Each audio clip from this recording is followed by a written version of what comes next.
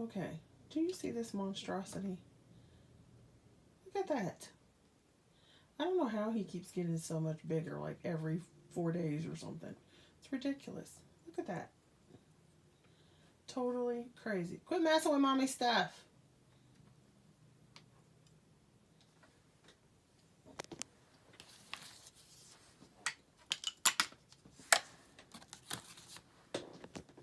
You're messing again.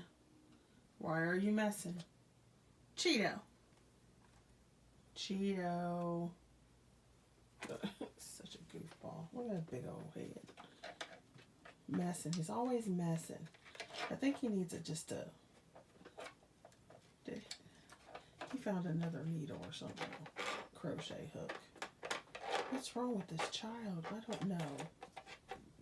Look at my major mess of crafty stuff. Somebody asked me would I do a video. I was like, this is why I don't really do a video. Because look, I don't have one of those magazine picture perfect craft spaces. See that? All right, now I'll put you over here. See? I just have piles of crap. There's a big box of D-stash stuff right there. And then over here. Yes, look at it. Don't look at me. Disgusting. You. Look at all those boxes. Okay. Hold on. Then, of course, here's my